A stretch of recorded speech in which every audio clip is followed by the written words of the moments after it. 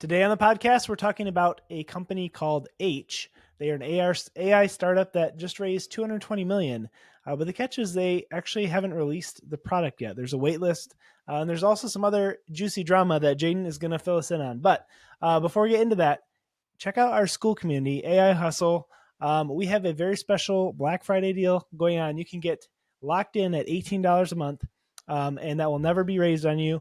And you're going to want to do that because next week it's going up to $100 a month. And it's an awesome community. We have over 200 members now, and each week we release a bonus episode, bonus content, breaking down exactly how much money we're making and how we're making money with AI, and also some strategies our group members are using to make money with AI and grow their businesses. It's just a really awesome place, and you're going to want to be a part of it. So go check it out.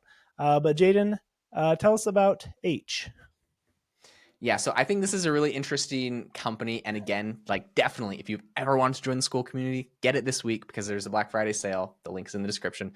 H is a really interesting company. So they're building agentic applications, right? So AKA AI agents. And this is what everyone's focused on and everyone's building and everyone's talking about. It's kind of the next big step that OpenAI said they're building. And so it sounds exciting and it sounds very futuristic, but we will put the big caveat that Jamie said, which is they haven't actually released a product yet. So you can get on the wait list. And allegedly some people have been testing it. And I have high hopes for them, but it just, you can only say so much when it hasn't been released. What's interesting about this company is they did raise $220 million.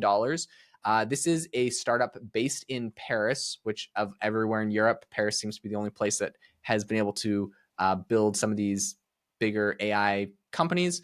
Although I guess 11 Labs did come out of Poland, I believe, or at least the developers are from Poland, but I think they live in America now. In any case, so this was founded by a couple Google alumni, and everyone was like, all, mind blown when they announced that they'd raised a $220 million seed round before they'd ever made a product. What was interesting though is 3 months after that, still no product, and 3 of the company's 5 co-founders left. So you have 5 people that start this thing, raise 220 million.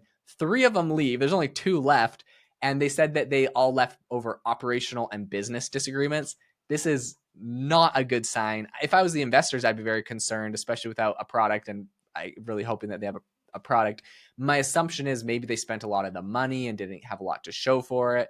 I don't know. There's a lot going on, but apparently they're about to release a new model and a new product, which is an AI agent that is aimed for businesses and developers that is essentially going to help with quality assurance and process automation. So you can think of like QA is actually like if they could actually create an AI agent that does QA, quality assurance for software, that would be incredibly valuable. Essentially what that does is whenever you make like a new piece of software or like even a new page on your website, like, so I have a friend that she did QA for General Motors, and every time they made like a new page on their website, they wouldn't tell her anything. They just send her the link and they're like, okay, go to this website and click on everything you can possibly click on. And before you click on anything, write down what you think is supposed to happen. So she's like, okay, click the buy now button. I'm assuming it's going to open up like a payment page. Okay, click like, this link. I'm assuming it's going to do this. And then she'd go click on it. And if it didn't do what she said, they had to sort of figure it out. Or if there was a bug, she would find any bugs where,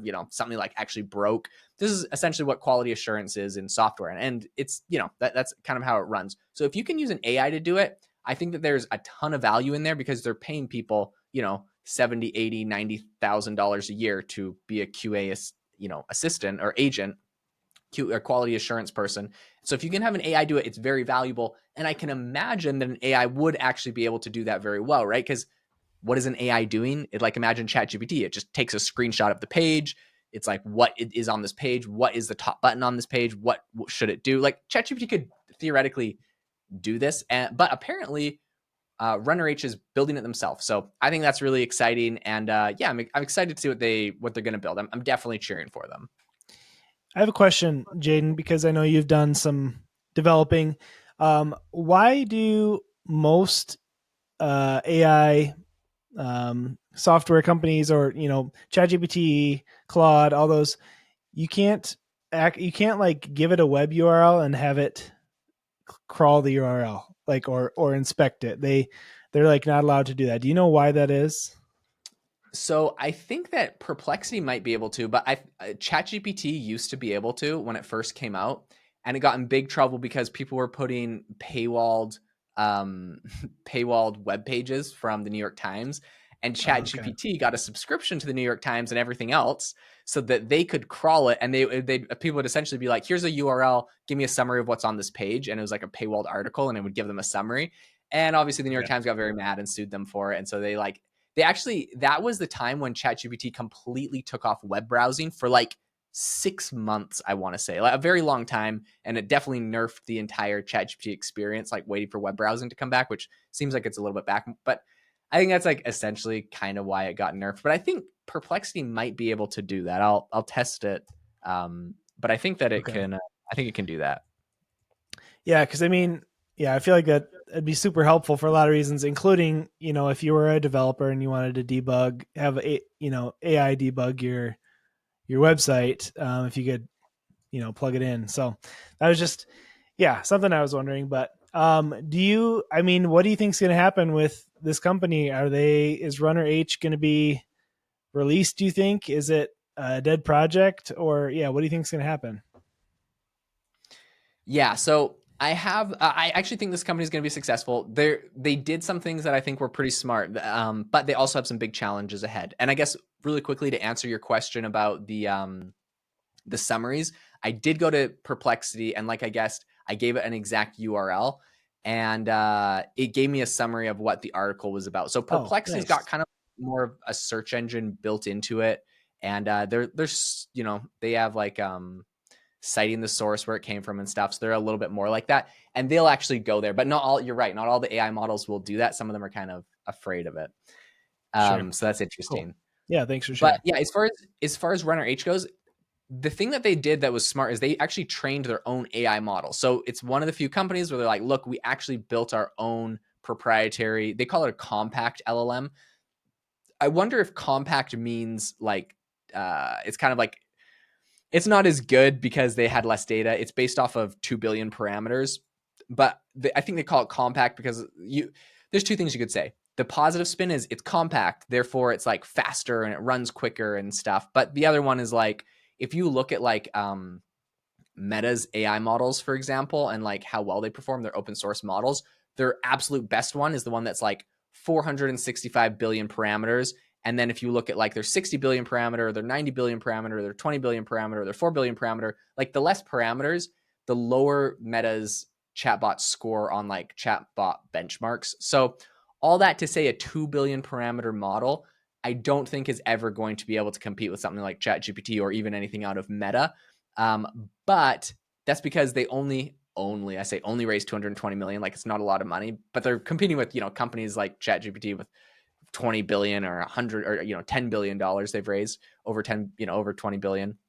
So they have a tenth of the money, and so yeah, they're building a smaller model, and they also have to make it immediately useful because they're not going to compete on the chat thing. So they have to kind of come up with like, oh, it's got like a quality assurance and process automation. So they have to build like agents on top that are doing all these things.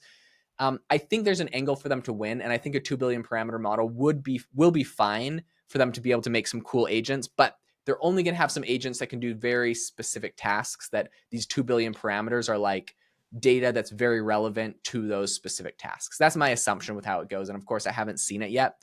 One thing I will say, and you've heard me say this a bajillion times, they'll be releasing an API, and I'm excited about that because I'll be able to integrate that with software projects I'm working on, and other software developers will be able to. So if they do build something quality, it's going to get integrated into software. So I think they got a good shot, but it's definitely not going to be easy for them just because of their competition.